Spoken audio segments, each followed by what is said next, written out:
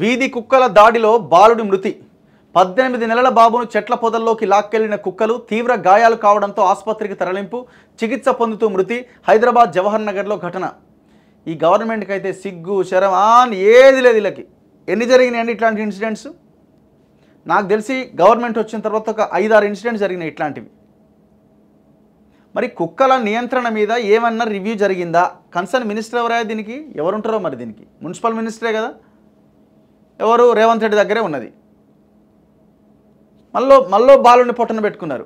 మొన్న ఆ మధ్య వరంగల్లో ఒకటి జరిగింది, హైదరాబాద్లో జరిగింది, మళ్ళీ ఇంకొకటి జరిగింది.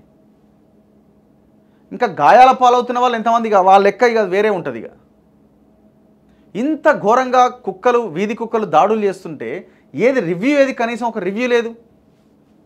అసలు ఏం చేయాలంటే ఈ కుక్కలు ఏమైనా అవుతున్నాయో తీసుకొచ్చి మొత్తం ఆ జూబ్లీహిల్స్ మినిస్టర్ క్వార్టర్స్లో, ఎమ్మెల్యే క్వార్టర్స్లో వదిలిపెట్టాలి వీటిని. ఈ వీధి కుక్కలు అన్నీ తెచ్చి ఓ రాత్రి తెచ్చి ఆడ వదిలిపెట్టాలి. ఇక మంత్రులు బయటకు వచ్చినాక వాళ్ళ ఫ్యామిలీ మెంబర్స్ బయటకు వచ్చినాక చూడాలి ఇక మరి ఏం చేస్తాయో అవి. అప్పుడన్నా మీకు సిగ్గు వస్తుందేమో. మళ్ళీ ఇన్సిడెంట్ జరిగింది. అరే ఇవి కూడా చేయకపోతే ఎట్లండి? ఇక ఇంటి ముందు ఆడుకుంటున్న 18 నెలల బాలుని వీధి కుక్కలు ఎత్తుకెళ్లి తీవ్రంగా దాడి చేయడంతో శిశువు చనిపోయారు. ఈ ఘటన హైదరాబాద్లోని జవహర్ నగర్ పిఎస్ పరిధిలో జరిగింది.